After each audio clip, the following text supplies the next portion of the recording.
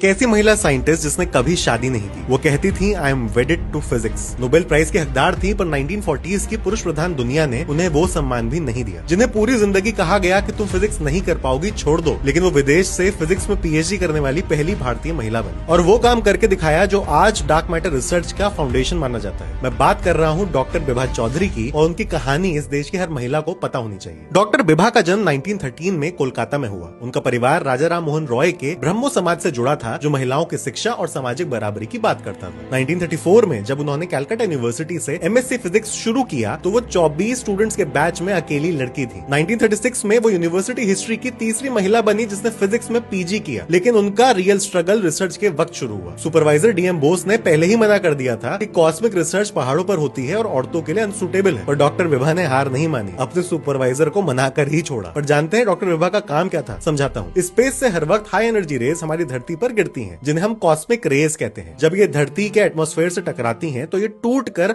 नए पार्टिकल्स बनाती हैं, जिन्हें मिसॉन्स कहा जाता है। डॉक्टर बिभा ने न्यूक्लियर इमल्शन प्लेट्स का इस्तेमाल करके उन पार्टिकल्स के रास्ते को रिकॉर्ड किया। इन प्लेट्स को लेकर के डॉक्टर बिभा 12,000 फीट की ऊंचाई पर दार्जिलिंग के पहाड़ों पर जाती थी। 1940 से 1942 के बीच उन्होंने नेचर जर्नल में 3 पेपर्स पब्लिश किए, जहां उन्होंने पहली बार मिसॉन्स को आइडेंटिफाई किया। लेकिन यहाँ एक ट्रैजिक मोड़ आया। वर्ल्ड वॉर 2 की वजह से स्पेशलाइज्ड प्लेट्स मिलना बंद हो गई और उनका काम रुक गया। 7 साल बाद 1947 में सीएफ पावेल ने वही टेक्निक यूज की और उनको नोबेल प्राइज मिल गया। पावेल ने माना कि डॉक्टर विभा का मेथड सही था और उन्होंने वही इस्तेमाल किया है, पर डॉक्टर विभा हिस्ट्री के पन्नों में सिर्फ एक फुटनोट बनकर रह गई। लेकिन डॉक्टर विभा ने हार नहीं मानी। वो मैनचेस्टर गई और 1952 में पहली इंडियन विमेन बनी जिन्होंने इंटरनेशनल यूनिवर्सिटी से फिजिक्स में पीएचडी की। वापस आकर वो टीआईएफआर की पहली महिला फैकल्टी मेंबर भी बनी, लेकिन वहां भी उनका काम अक्सर रिसर्च पेपर्स के फुटनोट्स में ही रह जाता था, जबकि मेल कलीग्स अवार्ड्स ले जाते थे। तंग आकर उन्होंने टीआईएफआर भी छोड़ दिया। उनका अगला बड़ा काम कोलार गोल्डफील्ड्स यानी केजीएफ की 580 मीटर्स गहरी माइंस में था। वहां उन्होंने ऐसी मशीन्स लगाई जो उन पार्टिकल्स को डिटेक्ट करती थी जो धरती के आर पार चले जाते हैं। उनका ये काम आज के मॉडर्न पार्टिकल डिटेक्टर्स और डार्क मैटर रिसर्च की नींव है। डॉक्टर बिभा चौधरी को अपने लाइफ टाइम में